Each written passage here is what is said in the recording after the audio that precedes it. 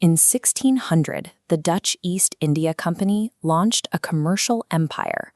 For 2 centuries, they operated a fleet of thousands of ships across the globe, wielding the power to wage war, negotiate treaties, and coin their own money. But if you trace this elaborate military and logistical operation to its final destination, the staggering infrastructure serves a surprisingly small purpose: getting nutmeg into the kitchens of Europe. Nutmeg provided no functional survival benefit. Demand was driven by the specific pleasure of taste and the social validation of owning something your neighbors could not afford. This pattern holds across history, from the Silk Road to modern cloud computing. Every complex value chain eventually collapses backward into a single glowing node: the terminal child, a human being who simply wants something. We operate under the illusion that global economics is a product of rational logic.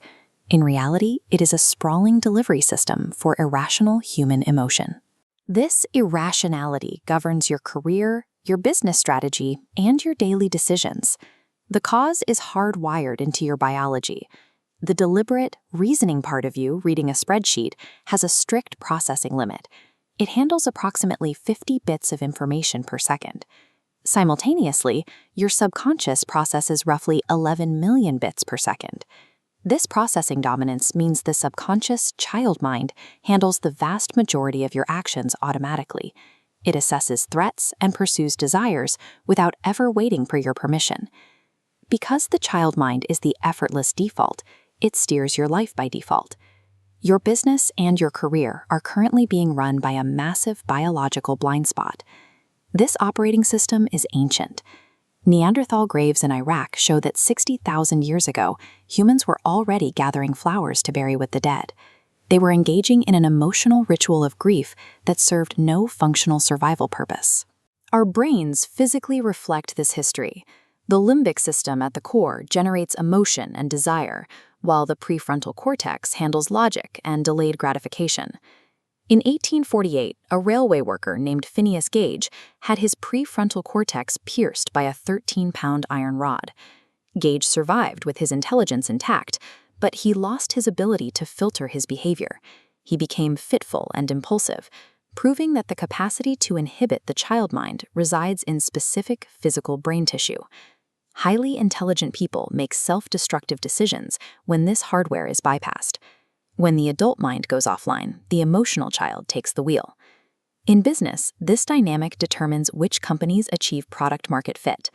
Success usually indicates the product has achieved child-mind fit, satisfying a deep emotional desire. Airbnb succeeded because it ignored the rational fear of strangers and leaned into the child's want for belonging.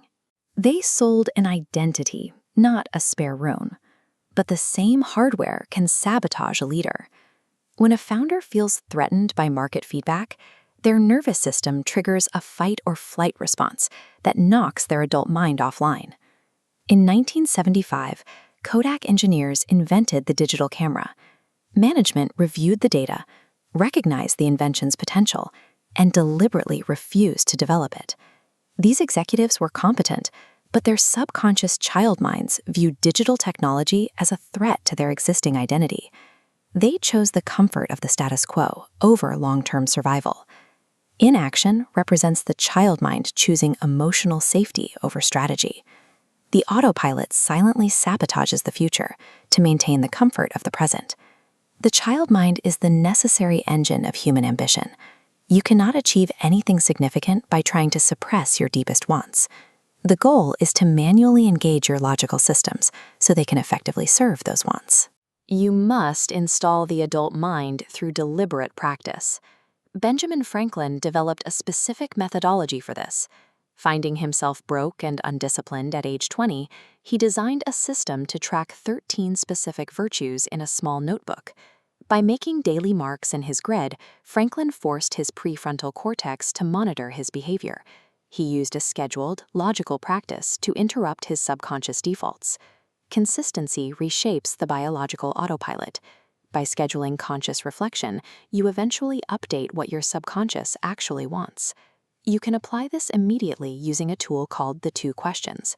Before any major decision, Pause for 60 seconds. Question 1. What does the subconscious child actually want right now? Name the desire for validation, the fear of discomfort, or the need for safety. Question 2. What would the logical adult mind do with that information? Use your reasoning to decide the best path forward given those emotional facts. The want economy is already running your life.